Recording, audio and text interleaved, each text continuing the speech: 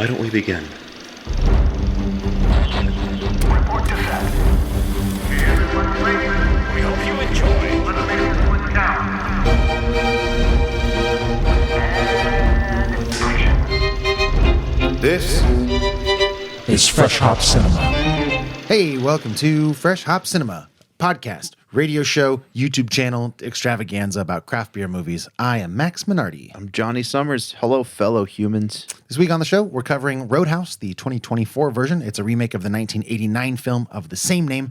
In the place of Patrick Swayze is Jake Gyllenhaal, an ex-UFC fighter named Elwood Dalton, who's been hired as a bouncer at a bar in Florida. But before we give you our thoughts on that, here are the beers we are drinking this week from Jonny Summers' mouth himself. Yeah, well, you're not drinking it from my mouth. We could. Phrasing. You Right. could. I'd rather not. Okay. Baby Bird? No.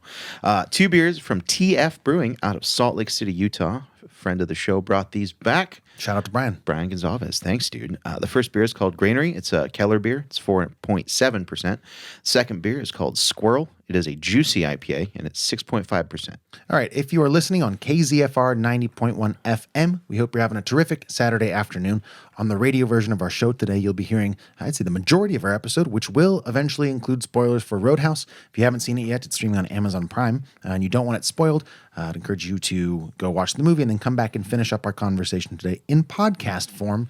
That version of the show includes the always unpredictable Hot and Bothered segment, which is exclusive to our podcast listeners. It's how we end the show each week, catching up with each other on things like audiobooks we've been listening to, or series we've been streaming, or just what we've been up to this weekend. It's anybody's guess, really. Mm-hmm. Yeah, it's a wild and crazy time. To find the episodes in its entirety, just go search for Fresh Hop Cinema on Spotify, SoundCloud, Stitcher, Apple Podcasts, or any other major podcast platform. We've released new episodes every Friday since 2016, which means since you're hearing this on a Saturday on the radio, it's available to all of you listening on KZFR right now. If you like the show, go take 5 seconds out of your busy day and leave us a 5-star rating on Apple Podcasts, and definitely let us know you did that because we appreciate it. You're going to want to text us. You can do that. Or if you want to brag about some beers, Yeah, or your 5-star review, sure. You want to text us. It's 530-433-0839. Again, the number for the show is 530-433-0839. To hang out with us on social media, you're just going to search Fresh Hop Cinema on Instagram, Facebook, Letterboxd, or Untapped, or just head over to the old-fashioned website, freshhopcinema.com. Yeah, you can also go to our Patreon, which is a way to keep our show running. For as little as $1 a week, you can give us your hard-earned cash, and we will put on fun events. We have a bar hang in April that we haven't picked a date on yet, but we have one every month for the most part, and we all get together. We just had one, so shout out to everybody that came to the Handlebar. What day was that? Last Friday. It was a Friday night. That's why it was weird to me. We tried a silly, expensive beer. That was so much fun. Can we recap that beer really quick? Like, what was it called again? Oh boy. Descent? Sure. From Anchorage. It was a beer from Anchorage. We picked it up at SNS. I feel weird bragging about it because it's like kind of the people that paid us. People that give us money is we bought that beer with that money, but then we shared it with the people who were there at our event. So in a way, by giving us your money, you're just letting us hold on to it for a month or two, and then we give it back to you. In the form of a beer. Yeah. Anyways, that was a super fun bar hang. And we also have bonus episodes that we do, and you get access to that and our events and all sorts of fun stuff just by going to patreon.com/freshhopcinema. Anything else on Patreon that I'm missing? Happy birthday. Who do we have this week? Ken. Ken birthday. Neely. Happy birthday, Ken. Happy birthday.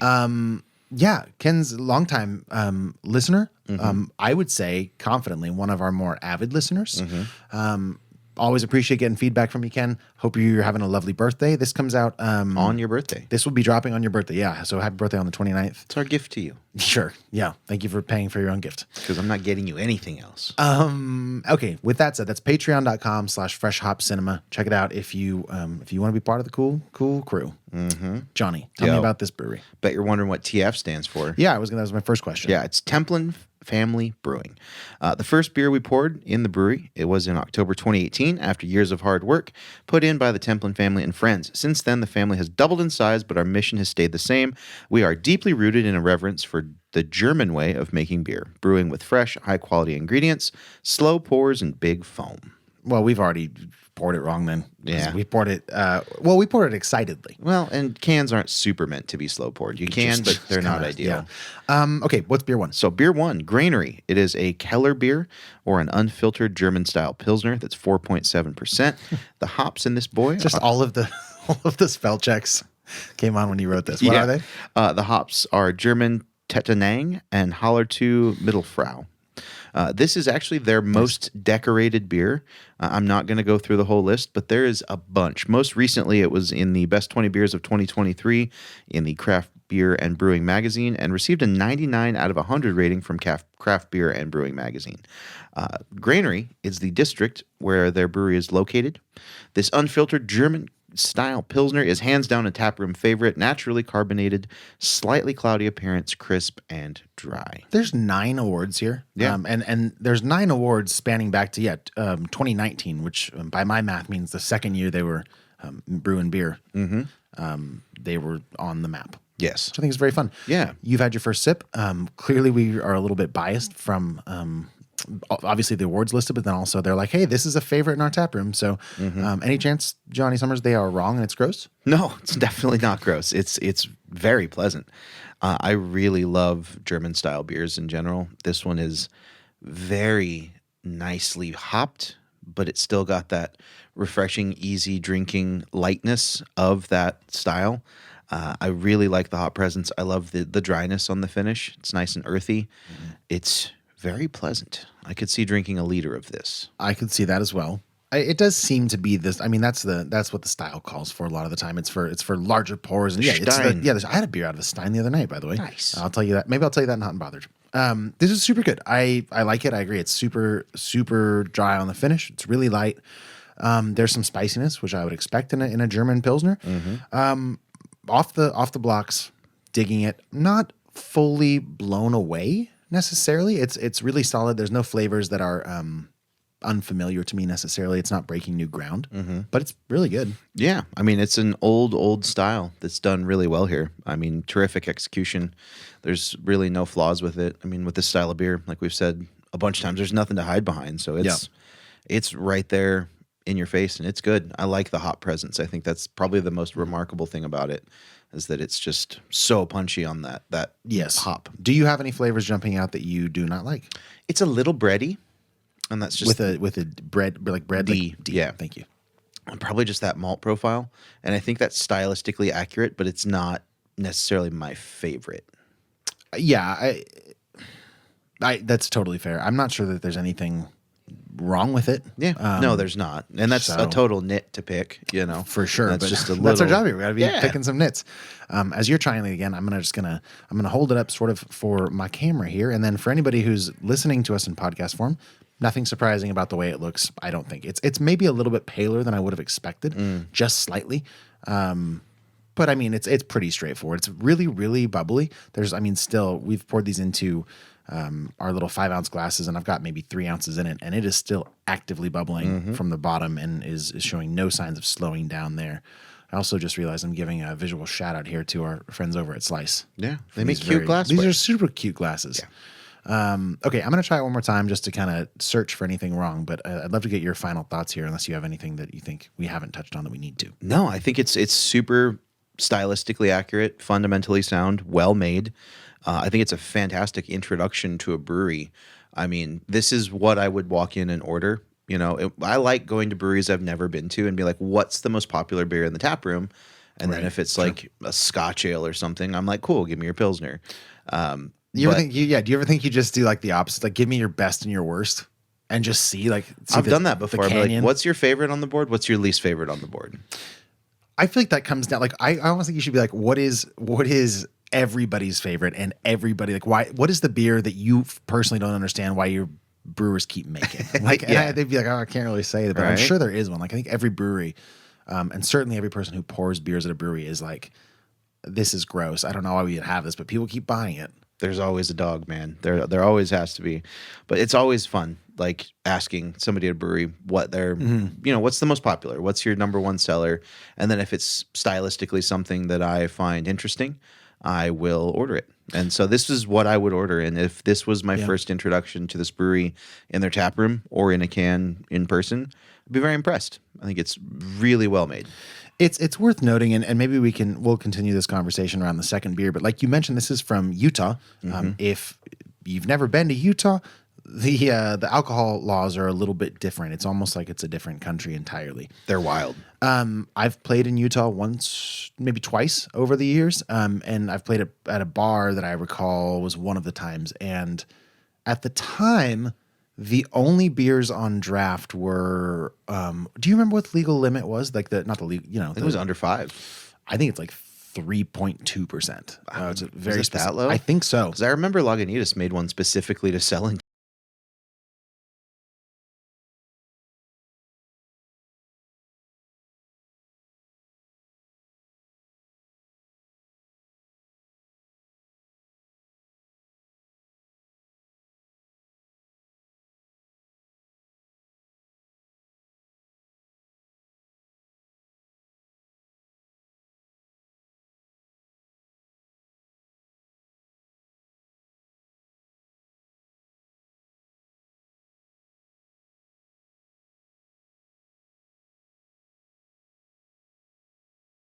But so I don't know. I'm fascinated by kind of on like an American level, like how it's this own little ecosystem of laws in Utah. Yeah, well, every most state. of them religious laws. Yeah, a lot of states are weird like that. I guess like that's the true. state-ran liquor stores up in Washington.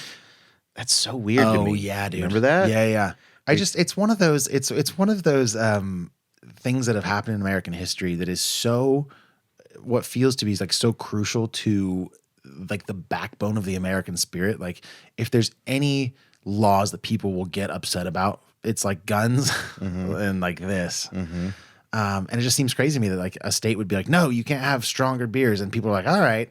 Yeah. It seems like they'd be like, no, hang on. Excuse me. Yeah. You know this is America, right? Yeah. Keep your laws out of my brewery. Yeah.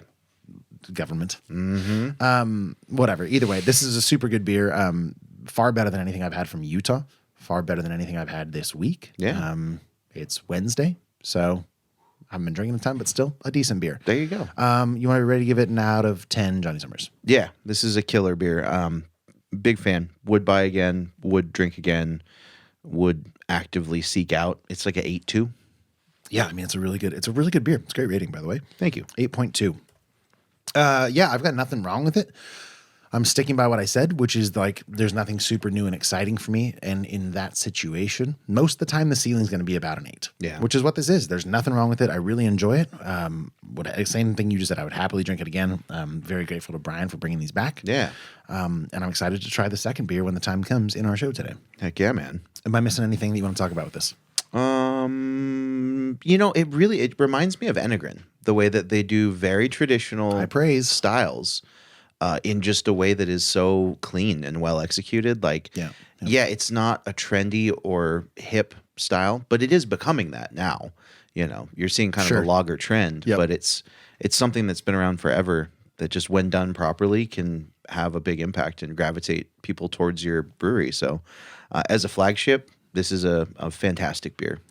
Once again, you're listening to Fresh Hop Cinema, possibly on KZFR 90.1 FM. If you've tried anything from T.F Brewing and you, for some reason, couldn't agree or disagree more with our evaluations, please get in touch. Let us know. Like Johnny said, you can leave a voicemail or send a text to 530-433-0839. We do love feedback. Again, our cell phone number, 530-433-0839. And if you like the show, help us out. Please leave us a 5-star rating and a review on Apple Podcasts. Yeah, listener, you do that. It takes only a couple seconds, and it is by far one of the most effective ways to help us get our show in front of new potential listeners like you were at one point.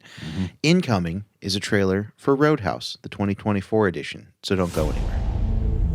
Before we start, do you have insurance? What? Your coverage good? Like, you have dental? Oh, haha. Is there a hospital nearby? Is it, like, too far? About like 25 minutes, I'd say. I just slapped you. Are you all right? What?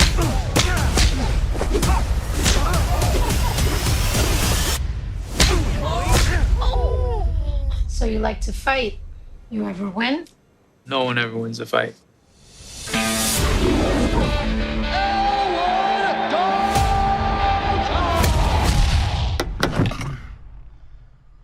This ain't the Holiday Inn, pal. I'm moving. A friend of mine suggested I come talk to you. I own a roadhouse out in the Florida Keys. Lately, it's been attracting the wrong clientele. I can pay you good money. Judging by your car, you need that. Well, I like my car. Think about it. I know who you are. Elwood Dalton. Big fan, man. That guy's got a knife under his shirt. You just take a big step back and pop me in the face. You can do it. Tell me about this bouncer. Yeah, it's all nice, like he's Mr. Rogers or something, but then he'll haul off. Really interesting guy, overall. Brand wants to take the roadhouse away from me. He wants to build some resort. I should warn you. People have a certain way of getting things done around here. Hey, fellas. Looks like you're having a smashing night. Dalton! I got a tip for you. Don't let no one get this close. Let me guess. You know, threaten me, tell me to get out of town. I get the impression that he can't be threatened. Once Knox is on the job, it's over, baby. It takes a lot to get me angry, but when I am, I just can't let go.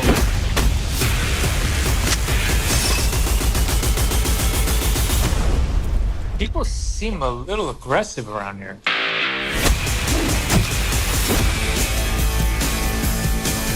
Is that one a friend of yours? No, I just broke his arm. If you're just joining us, you're listening to the radio waves of Fresh Hop Cinema on the radio waves of KZFR. I liked what you said better. You're listening to the radio waves of Fresh Hop Cinema. Yeah, it's kind of catchy. It's very good. That might stick. If you're listening on the other radio waves of the KZFR's 90.1 FM, you're sadly going to be missing out on some solid gold that's available exclusively to podcast listeners. So if you'd like to hear the whole episode, you can go subscribe to Fresh Hop Cinema on Apple Podcasts or wherever quality podcasts are found. It's currently available for your streaming pleasure. So at the end of this, if you're just dying to know what we talk about this weekend, hot and bothered, go have a listen. All right.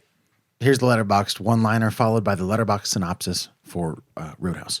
Take it outside. So that seems right. Ex-UFC fighter Dalton takes a job as a bouncer at a Florida Keys roadhouse only to discover that this paradise is not all it seems. A very simplistic synopsis for a fairly simplistic movie in terms of plot.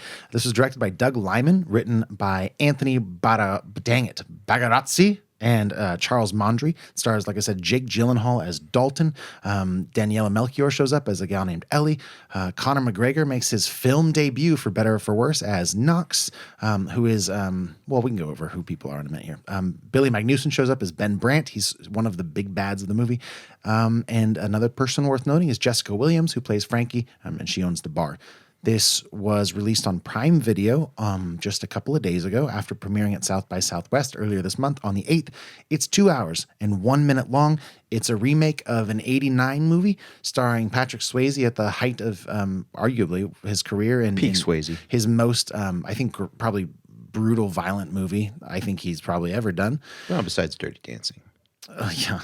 Yes. And that's the setup for this. I don't know. I was excited for it.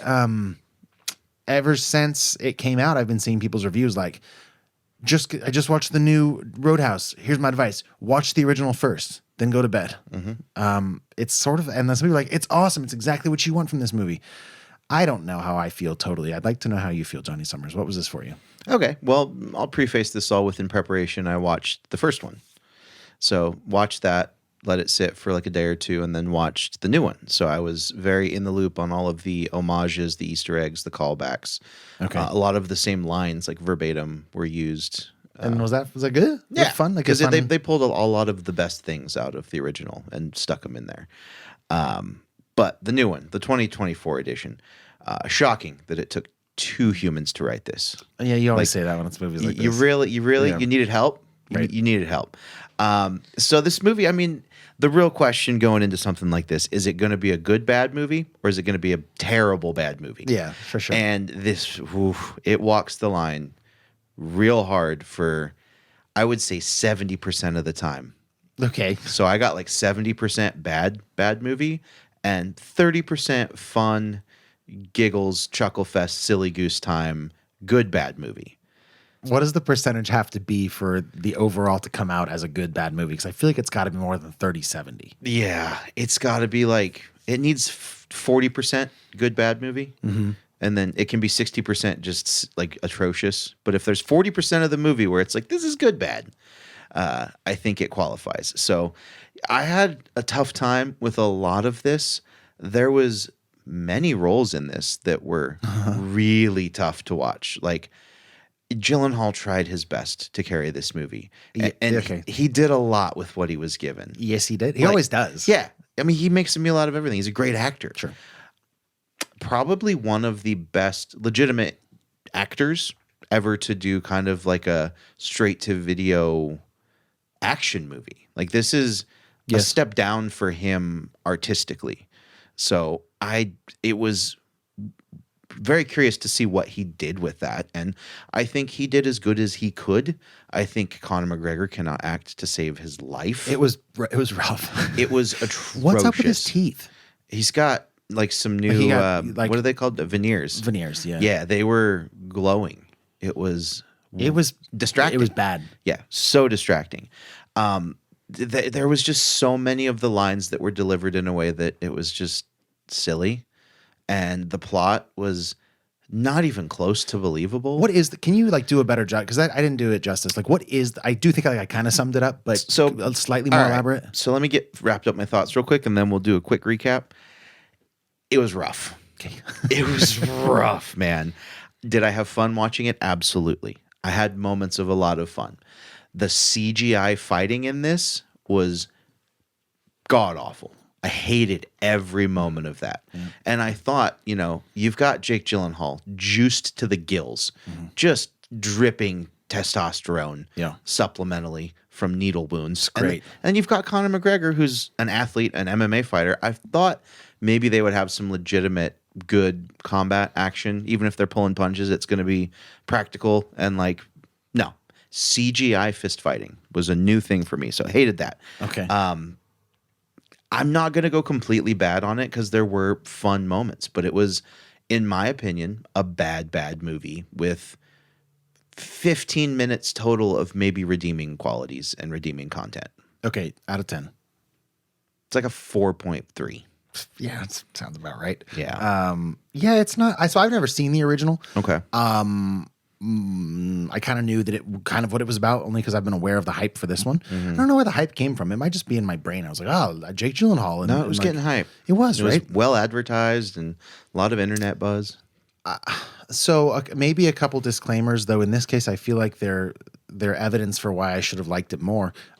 For sure, watched this drunk after a show kind of late at night. So like some of the plot feels fuzzy in my brain. No, it was fuzzy. It's a fuzzy plot. So like I want to say that, but whatever. In case anybody's like, you didn't give it a fair shot. It's like, I think I did. I think that's the way you watch it. Like, this is definitely a couple cocktails kind of movie. Mm-hmm.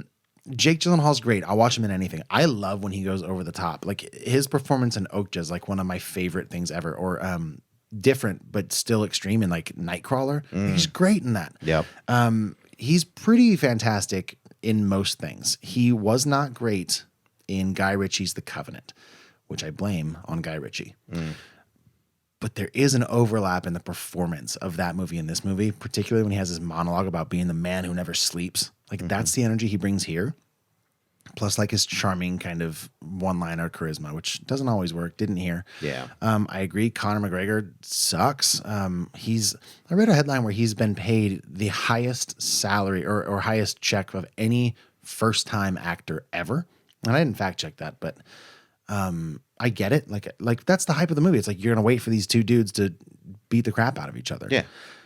I was also let down by that fight when it happened. Mm-hmm. I was let down by a lot of the fights. Mm-hmm. I don't know.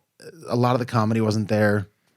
It was a bummer. Yeah. Not even a bummer. It was just like all right, more of this. So yeah, for me, it's like a 3. Yeah. It's not definitely not a good movie. Definitely not a good bad movie. I think it's just a bad movie. And that's how I'm coming down on Roadhouse. That's a completely fair take. So what is the plot of this movie? All right. So more or less. Essentially, Jake Gyllenhaal kind of a disgraced UFC fighter. We don't know exactly why, but he's doing some. We have mysterious flashbacks where we kind of figure at it the out. beginning, I'm doing a loose, no spoiler plot summary. So he's doing some road work in like various underground fighting leagues where he just kind of shows up and wins by reputation and leaves. Gets hired by Jessica Williams, her character Frankie, owns a bar, offers to pay him a bunch of money, comes down there for a month, make 20 grand, whip this place into shape, be a bouncer. You're big, you're scary. Come help me get this bar in order. Sure. What she doesn't tell him is that Ben Brandt, played by Billy Magnuson, is the son of some sort of real estate tycoon, titan of sketchy, titan of industry who is in prison, and him being the son absorbed all of his father's debts and his business ventures. They're trying to make a resort, and the only thing standing in the way, the last holdout, is the owner. Is the Dutton Ranch on Yellowstone. It's the thing. It's the same thing, isn't it? Kinda, Like a I'm little just bit. watching that show still. It's like that sounds like the plot to Yellowstone. In Little like bit. every season, like somebody wants to build a resort on our property. It's like not on my watches of my horse. Yeah. That's my Kevin Direct quote. Costner. Yeah. 100%. But yeah, Frankie is the last holdout. And that is not revealed to Dalton. So, some chaos ensues and the stakes get kind of like higher and higher a little bit. They try and make them go there. And that's the big conflict. It's the evil developer businessman versus the small black business owner. Right. How does that relate, or not relate, but how does it compare to the original? Is it like a similar plot? It must be similar. Yeah. In the first one, Dalton was a known bouncer. There was no UFC fighting or anything. He was just notorious for being an amazing bouncer and kind of almost like a bar manager. I see. And he gets hired to whip this roadhouse into shape, and the owner basically gives him control over the whole bar, the staff, the bartending, the bouncers, everything. And then the issue is basically the same. This guy's developing this kind of backwoods podunk town and throwing money into it and wanting it to grow and develop.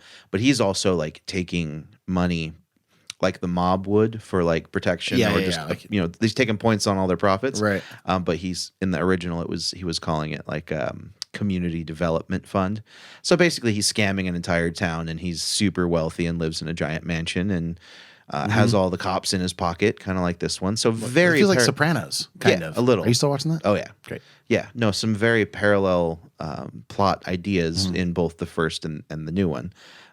Just kind of different chess pieces on the board. Well, we'll call this checkers. Yeah, fair. Yeah. So yeah, very similar, but just different enough. You like the first one? It was good. I just rewatched it. It's not like it's a good movie either. But is it a good? It's a good bad movie. Yeah, it is. It's okay.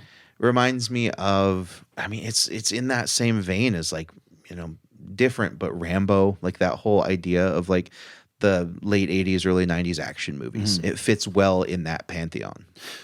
Dude, I'm a sucker for like, and I think most people are, which is why people go to see these movies. Like an underdog protecting a small town or a family or like whatever it is. Did you see that movie,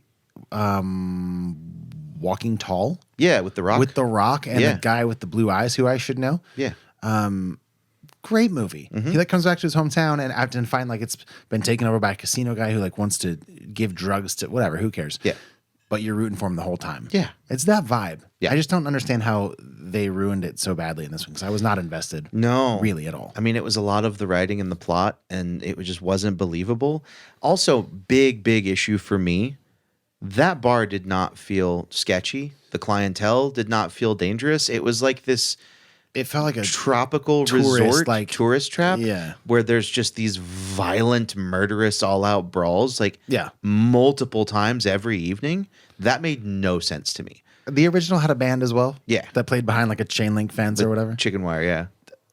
I like when the band just keeps playing no matter what, and which actually makes sense if this does happen all the time. They're like, here we go again, another fight. But yeah, I don't buy it. Like the whole setting didn't feel menacing or threatening at all or sketchy or anything. It was just like, yeah, all right, I guess. Yeah, I think we took a brief intermission just to grab like some water or something about halfway through, and I'm like, that bar feels like not that dangerous. Yeah, like kick your shoes off, come hang out. Like there's nothing wrong here. Yeah, like there's a fight, just go walk down by the beach and sit in the sand. Like what are we doing? So that took me out of it. Yeah, a lot of the stuff was wrong. They also there's no stakes because of the jokes they end up putting in here too. Like it all feels very, perhaps like homage to the original. Homage and an attempt at being self-aware, but then that detracted from the any stakes and any credibility of this movie. It's a risky thing to do. Yeah. It almost never works. No. Didn't work in Matrix to me. I didn't think it worked. Okay. The Resurrections, Oh. Resurgence, a lot. What's it called? The new Resurrections. I think so, yeah. Yeah, I didn't like that movie one bit. Yeah. I am ready to not talk about this without spoiling it anymore, as long as you are, because there's some stuff we can spoil, I'm sure. But Yeah. you feel good about doing that? Yeah. Okay. Once again, you've been listening to Fresh Hop Cinema, possibly KZFR 90.1 FM. If you have thoughts on anything we've discussed on the show today, like maybe you've seen Roadhouse and you think it's the best movie ever made and we are just two idiots who don't get it, don't tell us that. Don't get in touch. If you're anybody else, you can call or text us at 530-433-0839 or send a good old-fashioned email to fhccast@gmail.com. When we come back, we'll be discussing Roadhouse with spoilers. So if you haven't seen it yet, consider this your second to last warning, because we'll be right back. Don't touch that dial. Here comes the Danger Zone. Danger zone. Danger zone. Danger zone. Danger zone. Danger zone. Danger zone. Welcome to the Danger Zone. It was wild when this turned into a total art film at the end. And just that metaphorical ending. Sure, it's Man. hard, dude. Did you? I just caught this today because I wanted to rewatch like the last 20 minutes to get back in the zone Okay. for this, and there's a post credit. Oh, really? Thing. Yeah. Oh. Do you want to guess what it could possibly be? And I can help you get there if you want. I'm but going to say it's a teaser for a sequel. that's true. Okay. Kind of, but it's not like a clip from the next movie. Keep going. It's a clip of Post Malone and Dalton in a Cadillac convertible. No, but there is a Post Malone song in the credits. Okay. But no, it is a character from the movie that we see again, Okay. who isn't actually dead. The doctor. Who? Wait. No. What? The doctor never died. What doctor?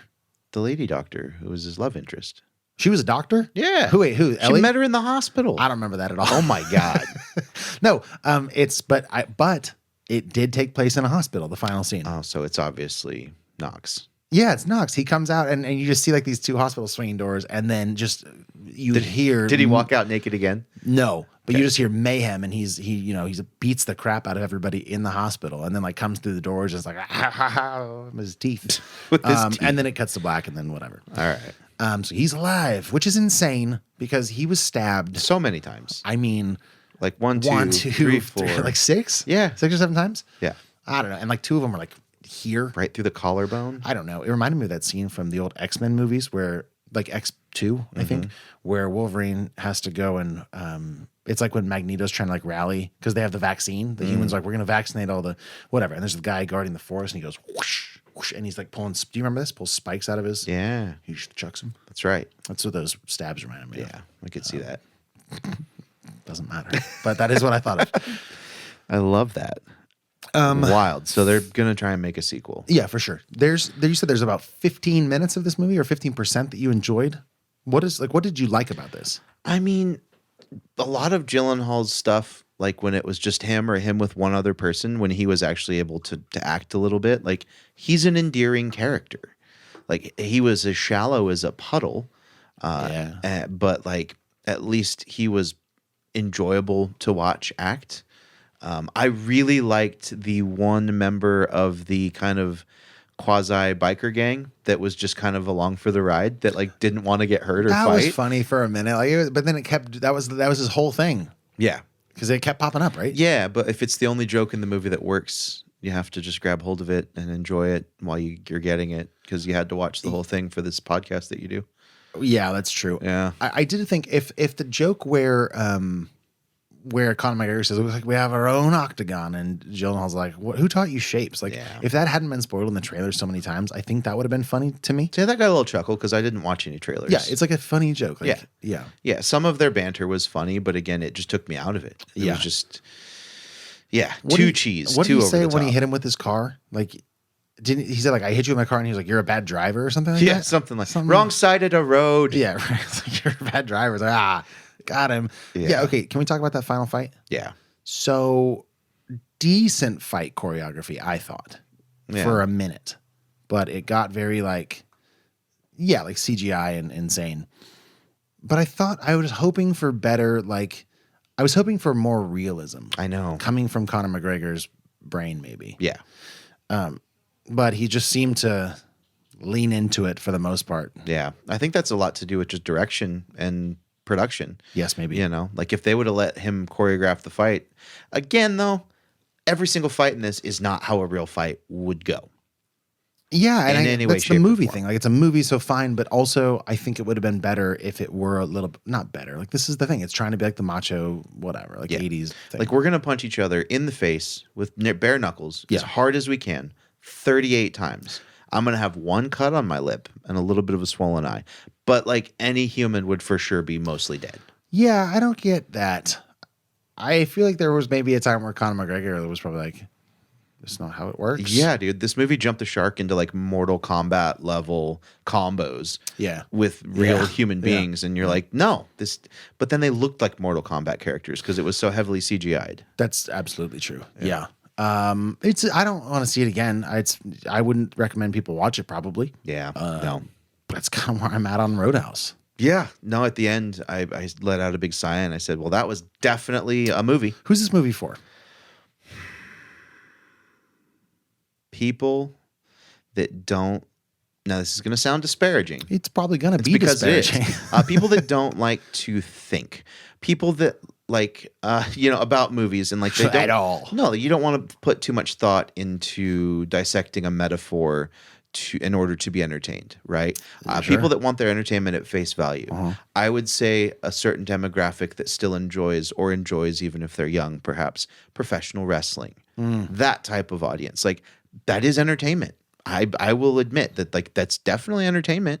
Some of it's well written, some of it's well choreographed, but it requires no thought. You know what I'm saying? It is presented. Yes. It is what it is.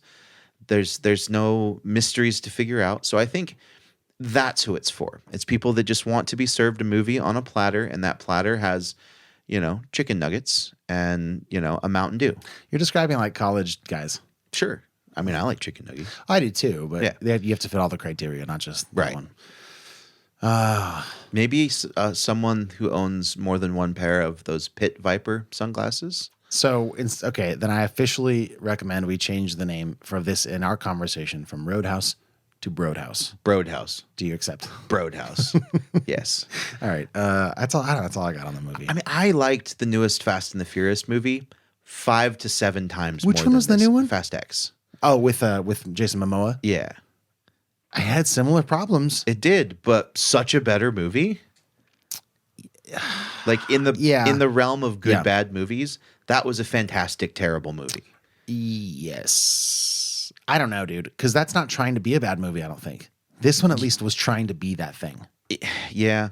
I think they are though. They went to Ludacris went to space in a Fiero. Okay, maybe like they've jumped the shark. I didn't so see far. that one. Yeah, but I do know in this one they spent so much time trying to emotionally string us along to like get into the family thing. Way more heavy-handed than anything else. Yeah, and it didn't feel self-aware or jokey. It felt like this is what matters. It's picnics and Coronas and barbecues and Well, Max, that is what matters. I know that's fine, but like don't then do the Jason Momoa thing where he just keeps going. Yeah, like what is that?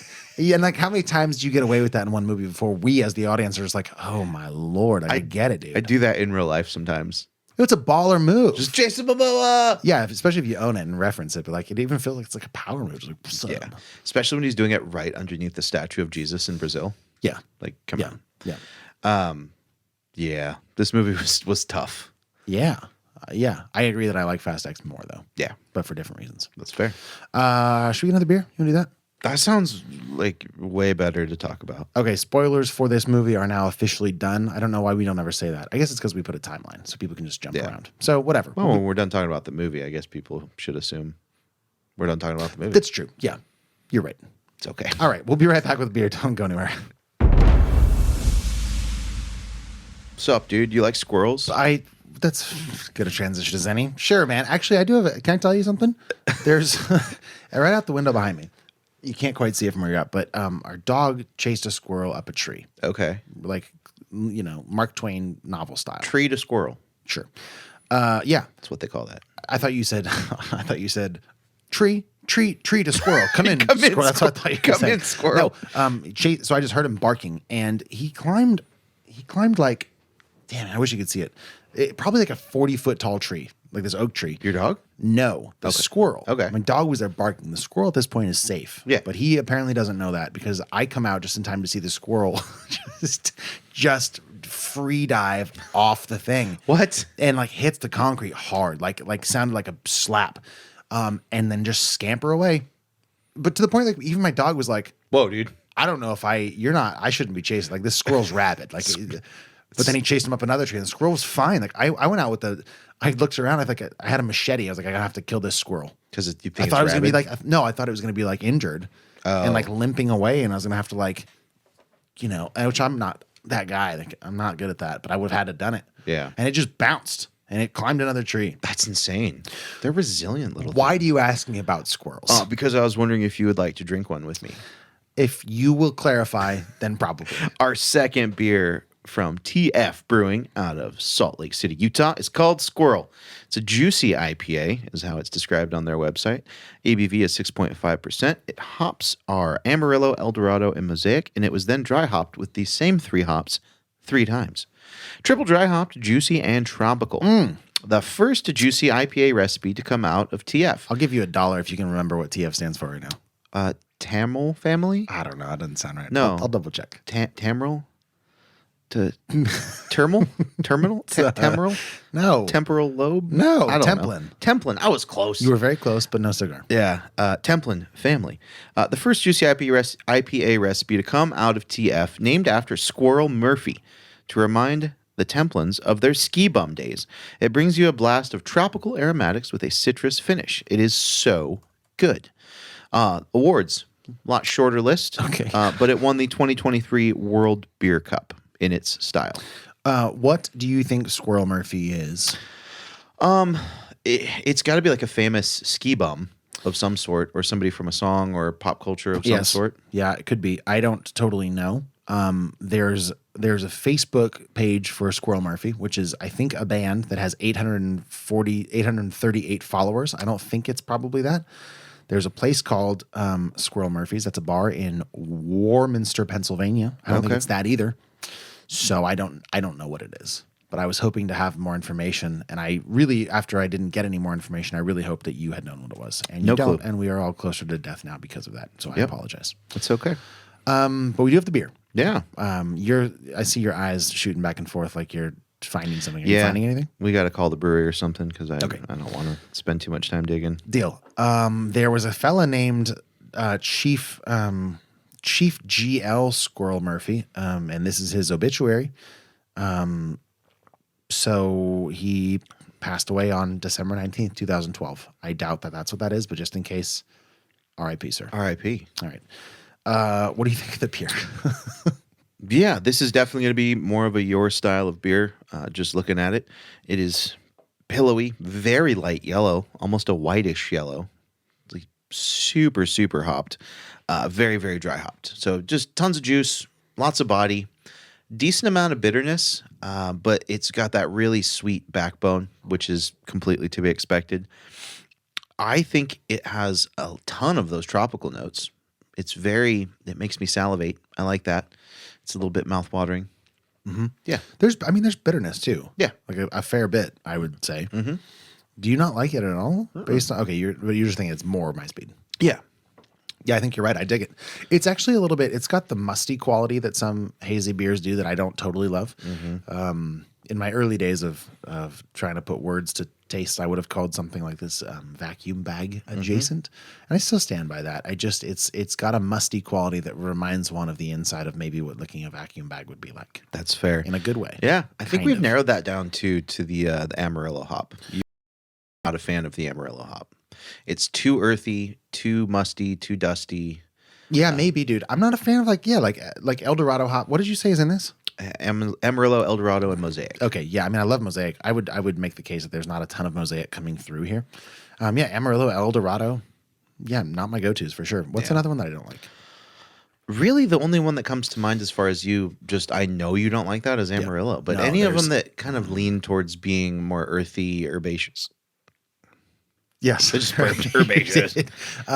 Man, there's another one that always really. I don't think it's Idaho 7, but it's some It of might those. be.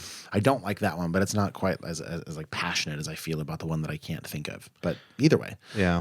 So those are some of the flavors I'm picking up here that I'm not a huge fan of, but it's okay so far. Yeah, it's got a decent balance. I don't hate it. I think it's a pretty good version of this style if you like it. I like the amount of hops that it has and the presence of it, and I personally love Amarillo hops. It's one of my favorite. There's been a few beers throughout history that have been single hopped with Amarillo, and I remember really liking them, and I gravitate towards them. I've bought a couple 6-packs of beers over the last 10, 15 years that featured that exclusively.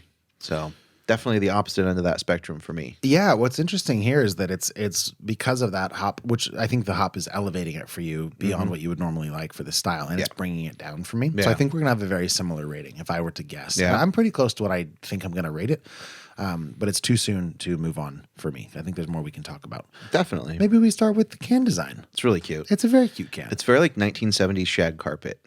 Oh yeah, it's got the color scheme going of that horrible scene from A Clockwork Orange. That living room, you know? Yep. For podcast listeners. I had orange shag carpet in my house growing up. Did you really? Yeah, probably tells people how old you are. It's hideous. This was also, we didn't say this on the first one, but this was canned on February 29th. Nice. Which is, for us, just under a month old. Yeah. Pretty great. White can, red label with, do you know, maybe locals will know this more than anybody else, but we have an Asian, that's not right. What is Mamona? What kind of food is that? Well, it's Asian fusion. Asian fusion? Yeah. Well, it looks like the way they write Mamona. Yeah. Is how the label looks here. Totally. With a sort of rainbow of red and orange and yellow. Mm-hmm. Yeah, it's a nice color palette. Great can. I like it. It's very eye-catching. Totally is. It's got enough going on to be eye-catching, but it's simple enough to not be overstimulating. That's a beautiful balance. It's a hard one to strike. So many craft breweries are like, put glitter on it. Like, just everything. I don't know if people. Well, I could find out. There's some if glittery people can cans. see your design. You have one on your table, and not everybody's gonna be able to see this, but The macro dose? no. Oh. This one, Yeah. really drives me crazy. I love that. It's from Nightmare Brewing, and that one has everything going on. Maybe not glitter, but it's absurd how much is going on. It's stark comparison to what's going on with our can today. Exactly. I love when a can can be subtle and let the liquid speak for itself. Totally. Brewbelt does that. They have really great can art. Very Totally. cohesive. All their beers, the Tamrill? To be honest with you, I don't remember either. Templin? Templin, I think. The Templin family brewery. I bet all of their cans look fantastic on a shelf next to each other. You get some amazing billboarding out of these. Whoops. Yeah. Probably. I mean, there's kind of our wide shot again. They can only sort of hold those up next to each other, kind of in the middle of us here. Yeah, those are some good looking cans. Let's see. I like those cans. Yeah, they look great, dude. They're super fun. Yeah. I actually like that they have the colors inverted like that. Yeah. It's really lovely. Yeah, absolutely. Yeah, just the flavor's fine. Yeah. I don't know. It's that hop profile. It's really being drugged down by a musty weight that feels a bit like an overripe fruit situation going on, and it just almost every time I get a hazy IPA that has that musty overripe quality, it fights with the brightness that I almost do taste, but certainly want to imagine being there. Yeah, and it's the brightness is definitely there, but it's fighting very hard against that hop profile. Yeah. You know, I like the earthy musty, but when you combine that with juice, it like you just said, it does have a tendency to kind of taste like just old fruit. Yeah. Time and a place, I suppose. Yeah. And you have enough of a sample size, you definitely give certain hops either preferential or detrimental treatment. Yes. And I think the Amarillo's killing it for you in a negative, and it's killing it for me in a And positive. a positive, sure. Do you have your rating out of 10 for this thing? Yeah, I'm honestly really liking it. I think it's a super solid, juicy IPA. If I had to drink one, this would be close to the top of the list. It's a 7.9. Whoa, man. Yeah, this is one of my most liked juicy IPAs I've had in a while. I mean, that is a good score, dude. It's almost an 8. Yeah, I like it. For those that don't know how to count, I don't know why I said it like it was a revelation. It's almost an 8. Well, 8's a huge score. 8's a huge score. A pivotal number on this show. If you're above an 8, you're world class, and this is right there. Well, for me, it's a 6. It's fine. It's good. It's a good beer. I'm really kind of caught off. I thought we were going to be a lot closer in this, but we No, are I not. like it. I like it quite a bit. I really love that it's not too heavy on the palate. It's got this really nice light body. It feels so heavy to me. To me, I'm not getting that. I'm getting a lot more of that brightness than I think you are. I'm going to take one more tiny sip. Yeah. No, drink a big sip. I'm not going to Big do that. sip, nice No, and dude. fast. I'm going to take one tiny sip. It's not going to work. All right, you tiny little sipper. No, it's too heavy. It's That's too heavy fair. for me. It's too heavy. It's too musty. It's too much. I do like it. I'm harping on these facts because they're what's keeping it from being amazing, but it's good. You know, there's a little bubblegum thing going on right at the end there. And I'm speaking beer reviewer speak right now, not actual, there's like a hint of like a Hubba Bubba bubblicious kind of Unflavored, or we got a fruited? No, I'm talking OG Just pink, the pink kind. Okay. Do you remember the tape bubblegum? Oh yeah, Was Fruit by it- the Foot. No, that's its own thing. Oh, Bubblicious did that too, didn't they? I get Or was I it get bubble tape? bubble tape sounds right, but that also sounds like a packaging material. Right. There Thinking was of bubble wrap. That's bubble wrap. That's true. But there was like Hubba Bubba Max. Yeah. There was Bubblicious. There was like, what's the Bazooka? Bazooka with the chant. Yep. Or the song or whatever. But there was there was the tape. There was like it's like the plastic thing that looks like a Pac-Man. Like a tape measure. And it's like dusty. Oh, yeah. It's like dusty gum that comes out. And you chew it for 90 seconds and then it's lost all of its flavor. Oh yeah, if that. What's it called? Hubba Bubba Bubble Tape. Hubba Bubba Bubble Tape? Yep. That's awesome. That's an incredible thing. Oh, Do they still make it? They make it. You can order it right now. Do it. They have it at Safeway for $1.69. It's still at the grocery stores. Yeah, I'm gonna bring you some Hubba Bubba Bubble Tape. Put it on the account. Oh, That's, yeah. that's an expense for sure. Yep, $1.69. And if we can find the grape Hubba Bubba Bubble Tape, Dude, I got down on the grape Hubba Bubba Bubble Tape. it's so fun to It say. was so good. Why is that so fun to say? Why is it so fun to chew? Is what I'm saying. Right, dude, grape overall. Say the full name, please, when you say it. No, it's not just Hubba Bubba or Hubba Bubba Bubble Tape. It's also the fruit by the not the fruit by the foot. it's not fruit by the foot. What was the other one? Zebra fruit roll-ups. No, there's a couple Fruit snacks. Maybe it was Hubba Bubba grape. Hubba Bubba Bubble Tape grape. Hubba Bubba, excuse, if I may. Hubba Bubba Bubble grape. Hubba Bubba Bubble grape. I don't know. I don't know. I like grape flavored gum, and the Hubba Yeah. Bubba grape was always solid. Well, so there's also like the gum, and I think this was Hubba Bubba Max.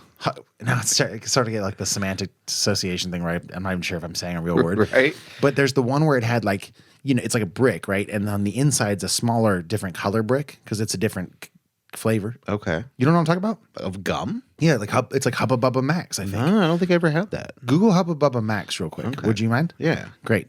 Yeah, it was like they were like sour ones too. So and they come individually wrapped. So you'd like you'd take off the paper and then that would be, yeah. Is it right? Yeah, there's like a it doesn't look like gum. It almost looks like filling, like a heart, But that's the thing, guy. It's not. It's Ooh. more gum. Bro, they make a Hubba Bubba sour with blue raspberry in the middle. Yes, that's what I'm saying. They got sour ones going, and then it loses flavor after 90 seconds, but it doesn't matter because you can't taste anything. It's a great 90 seconds. It's awesome. It's the fastest gum, second only to the zebra gum. Yeah, fruit by the foot. No. Stop saying fruit by the foot. That's not even. That's a gummy. Okay, fruit by the foot. It's a fruit roll up, right? It's a fruit roll up. Yeah. That stretches out. No, wait, because fruit roll ups are they're rolled up and they go plastic. Yeah, but a fruit by the foot is the one you go whoosh, like a whip, and it comes on wax paper. Yeah, it was the Hubba Bubba bubble tape of gummy of fruit of snacks, of course. Yeah, but no, what I'm talking about is the zebra gum with the where you put the tattoo on your arm. What's it called? It's called zebra gum. It's not. Type zebra gum. It's not zebra gum. I would bet. I'll give you that $1 back right now if it's not zebra gum. It's Fun Stripe. It is Fun Stripe. Yep, I forgot. Fun, but Fruit Stripe. Oh, Fruit Stripe. Fruit Stripe. That gum's flavor. If as soon as you took it out of the wrapper, flavor's gone. I think it's like a Mission Impossible like, situation where you open it and it's like your flavor will self-destruct. T-minus in like 6 10 seconds. Like you got good luck. Yeah. You can buy this on eBay, like a vintage package of Fruit Stripe zebra gum for $50. So they don't sell that anymore? I don't know. I'm going to see. I tell you what, the flavors on that gum were incredible. For that brief moment it existed in your mouth? The brightest stars burn the briefest, as we say. Exactly. Somebody might say that. You said it. I've said it. But I stole it kind of from a Middleditch and Schwartz thing. I'm going to get you a vintage pack of zebra fruit stripe gum. Don't spend $50 on that. It's not worth it. I found a 4-pack for $20. It's still crazy. $5 Yeah. for a pack of gum that tastes like nothing? Yeah. Ugh. There's a really cool vintage candy shop in Old Sacramento, and I have to be down in that area in the next couple of weeks. I'll see if they have zebra of the stripe. Is it just the one? There's only one candy shop in Old Sac. No, right? there's a few, but there's one that's way bigger, and they've got the most varieties of saltwater taffy. It's the open barrel taffy Yeah. place. I don't think they have fruit fun zebra stripe gum. Do they? We'll find out. At the right. very least, they've got Hubba Bubba bubble tape. Do you think we have anybody listening from the brewery at this point? I hope so. I think we've lost. I hope so. Everyone. Do we actually need to talk about this beer anymore? I We feel rated it. Dude, I like this beer a lot. This is Do we have any more? fantastic. Let me get a little more. I'll see if all this talk of Hubba Bubba bubble tape has changed my No, mind. that's a really good beer. It's not too sweet. I love that punchy hop presence. Very well balanced. To me, it's light on the palate. I like this beer a lot. I'll give it a 7 instead of a 6. It's more fun now. Thanks, Hubba Bubba. Thank you, Hubba Bubba. You're my best friend. Moving on. Let's get out of Are we just into Hot and Bothered? Is that where we're I going? thought next? we were leaving. Yeah, let's go. We can leave too. Before we do, here's some housekeeping. Once again, if you're on the radio, I'm going to remind you you've been listening to Fresh Hop Cinema. Oh, that was on the radio. No, it was, wasn't it? Yes. You're welcome, KZFR listeners. If you have feedback on anything we've discussed, like Hubba Bubba Bubble Tape or whatever your favorite fruity gum was, rather than minty, I was going to say rather than savory gum. Living in a Willy Wonka world where it's like Savory gum. roast beef meal. The as a meal gum? Yeah. No, whatever your favorite fruit flavored gum was, let us know. I think there's a good chance it was fruit striped zebra gum because I can't really think of any others. Juicy fruit. Oh, juicy fruit. Don't get me. We don't have time. Don't get me started on juicy fruit. Let's see. If you got feedback on any of this, you can call us. You can text us. In fact, I'd prefer the text. Our number is 530-433-0839. Again, 530-433-0839. Or if you're on your computer, you like typing out your messages, send us an email, fhccast@gmail.com. As a reminder to our radio listeners, if you want to hear the rest of today's conversation, which includes more talk of fruited gum, the always unpredictable Hot and Bothered segment, or if you want to just go digging through 7+ years worth of backlogged episodes going all the way back in time to 2016, head over to your favorite podcast app and subscribe to me and Max, Fresh Hop Cinema. Yeah, we'll be back on the radio next Saturday as usual at 4 p.m. So until then, I don't know, drink some good movies, watch some good beers, and again, if you enjoyed the show today, you can leave a tip for KZFR at kzfr.org. Please, no matter what you do, enjoy the rest of your weekend. And to those of you currently listening to our beautiful buttery voices in podcast form and blow on a big bubble of Hubba Bubba Double Bubble Bubble Tape, we'll be right back with Hot and Bothered. Yourself a girl, settle down, live a simple life in a quiet town. Steady as she goes, steady Bum, as bum, she bum, goes. bum, That's cool. bum, bum. I forgot about that. It's a good jam. It's a great jam. Yeah. Which is all to say, welcome to Hot and Bothered, where we do that before we. Oh, we did. I hit record right at the end there. Sick. That goes out to Chris Gomez Why does that go out to Chris Gomez? because he's Jack White's biggest fan. I think he gets enough shout outs on this show, is what I think. I'm talking shit. Now he hates Jack White. Oh, that one goes out to Chris Gomez, then. Exactly. Shout out, Chris. Yeah. I'm seeing him tomorrow. Nice. Cut my hairs. Sweet. Tell him to give you the Jack White. What would that be? Depends on the album, like the year. He's gone through a bunch. He did have a similar, like a business style kind of comb over part that you've gone in the past. I have a business style come over. Yeah, that's what like the classic men's cut is kind of called. Okay, Like so I'll just tell you this. A comb over is a very specific style of haircut / grooming technique. yeah, when you're bald. When you're bald. Yeah. A comb over implies you are combing over the bald spot. And I guess- tell you, I will tell you, I guess have the cat's never out had of a the bag. comb over. Max is bald. These are plugs. But yeah, I've had a I actually don't even know what to call it, what I've had. Yeah, it's like a businessman's cut, like the traditional men's cut. Sure. Very like 1950s. Sure. You were rocking like the Brad Pitt Fury haircut for I've a done while, an too. undercut in a You look good day with or the two. undercut. I've got really thick hair, not to brag, but it like always falls down because it's so thick, so like, I can't get it to stay back. You need like a ton of product, and then it doesn't look right. Yeah, like I can slick it back. Like I could do like a rockabilly, like grease ball sort of thing, but I think that looks gross too. So It's greaser. Grease ball's a little. is that a slang? Little- or is that a little slur? derivative. Is it? Do you mean Derogatory. derogatory? Yeah. It's a little derivative of a derogatory slur.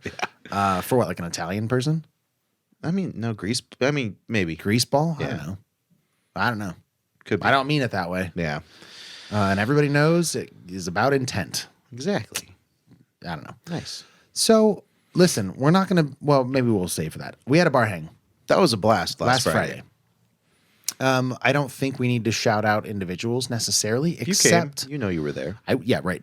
I do want to shout out our friend Andy at SNS, who was not at the bar hang, but was kind enough to give us a discount on that beer. No. We paid full price for that? Yeah.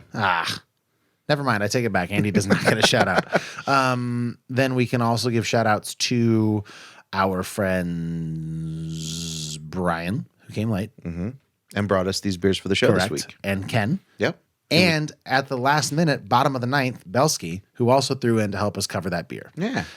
So to those of you who also got to try that beer, which was everybody there, you have us to thank and you have them to thank. Yeah.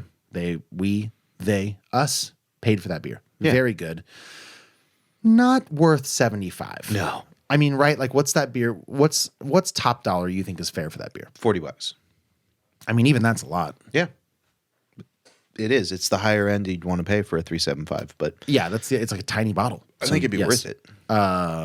It's a good beer. Yeah. It had coconut, vanilla, And multiple barrels. 12.5%, something like that. It's 14. It was 14. Yeah. It was a big boy. 13 and a half, 14.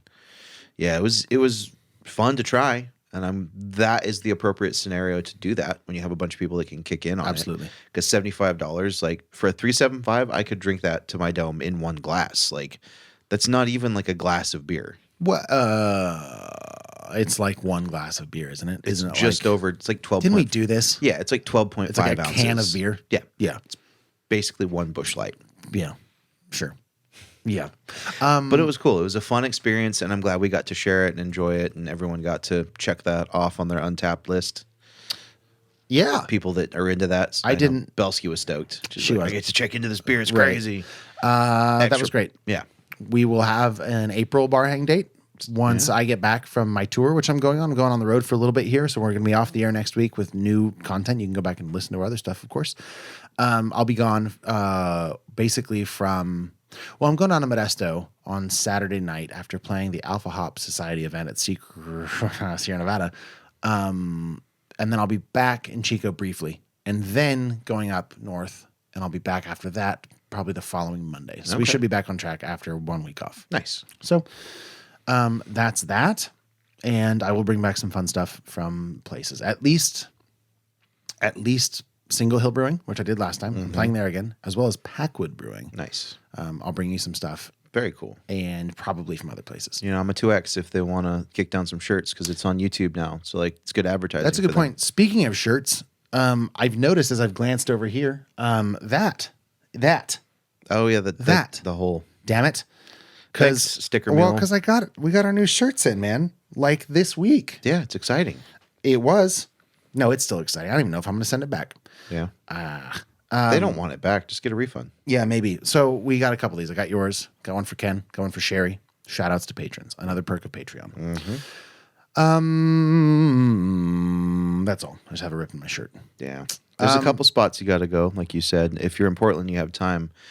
Belmont Station, the classic bottle shop. Right. I think I've been there before. I think Yeah. when I not first went up to Portland, but when we first started the show, you told me to go there, and I think I did. Yeah. That's a great shop. Yeah. Okay. Very lastly for me this week, I had a Lord of the Rings viewing night Hell yes. where had a couple people over because Serena had never seen the entirety of the Fellowship or any of them. Wow. I know. So I'm going to show you. It's cool. I don't like that movie. Well, listen. No, it's cool. Listen. It's cool. I think you were busy. It's cool. And I think that because it was a feeling I had. But let me show you this real quick. if I still have it. We did the charcuterie boards and all that. Yeah. I saw your Instagram story. Oh, you did? Yeah. Okay, well, fine. All right. Yeah, I was sitting there like eating, saltines. Ramen. Eating just saltine crunched up. crackers, being like, that looks like That fun. sure looks tasty. I made you a plate to go. I'll have it. We still have some. We have some dried fruits and breads. Super fun. That's awesome. Ended up being, it was our friend Brian came. That would have been fun for I you. know him. And then Serena's sister and her boyfriend, and then a friend of ours from Serena's work, and then Serena's uncle stopped by briefly. But it was basically, like 5 or 6 of us for most of the night. It was a nice mellow. Sounds like a blast. It's a Sunday evening. Pretty great time though. Nice. Long movie, director's cut, of course. So that's 3.5, 3.5. Yeah, 3.5 basically. So that was great. That was my Sunday, and that was kind of the highlights of my weekend. I also played a show Saturday, but podcast related stuff. Bar hang Friday, movies on Sunday. Pretty great. I love it. What else you got this week? It's always great to rewatch those classics like that, man. Yeah, I always look at that poster right behind you, that Lord of the Rings poster right there. I love that. It's such a good one. It is. That would make a sweet tattoo. You'd have to do it big to get the detail. Yeah, but like just straight across. You should get that right on Gabe your DeLeon such style. a good ribs tattoo. My rib is spoken for. Oh yeah, this one's not. There you go. But you could, yeah. Just Just get Gollum. Just get Gollum right there, just hunched out around his rack.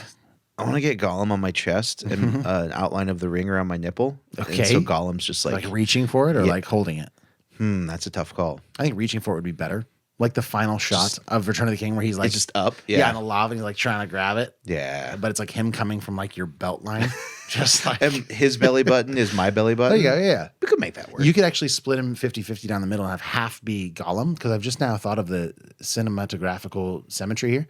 There's the scene in the Fellowship where Frodo's at the Prancing Pony and Bree, and he falls down and reaches up for the ring. Yeah. Very similar to when Gollum reaches for the ring also. And you could do half Frodo, half Gollum. That'd be wild. It'd be a pretty cool design. That'd be pretty cool. Do we have any artists that listen to this? They could mock that up for free. Hopefully we can do it. I hope they. Who needs to pay tattoo artists for their time? Just draw me up something and we'll talk from there. Yeah, exactly. That's all I got this week. Do you want to tease beers when we get back? Yeah. So next, in 2 weeks, I picked up some beers while I was down in Sacramento. We are going to be covering McElhenney Brewing out of Alpine, California. They were formerly Alpine Brewing. Oh, is that what's going on? Yep. They're back in the game. What an odd, non-relatable name change they've made. That's their family name.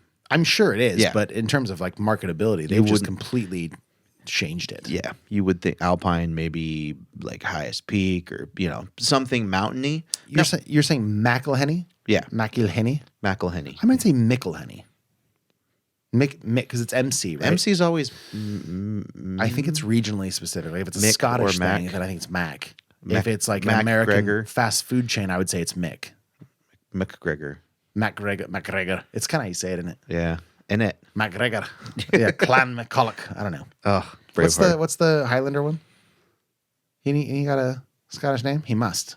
Oh, what is the Highlander's name? Couldn't tell you. But we can try to figure it out. That's fine. No, I want to know. McLeod. Okay. McLeod. It's McLeod. McLeod. But it's McLeod, isn't it? Yeah, it's not McCloud. McCloud. McLeod. Yeah. Who knows? Well, they don't say it like that because you spit too much. Yeah, fair enough. So I'm stoked on those beers. We don't have the movie figured out yet, but we're gonna do something cool. So We'll do something. yeah, I'm not going to make any guarantees. it might be cool. It might suck, but it won't be Roadhouse. It will not be Roadhouse, neither the new one or the original. Exactly. Anything else this week, Johnny Summers? No.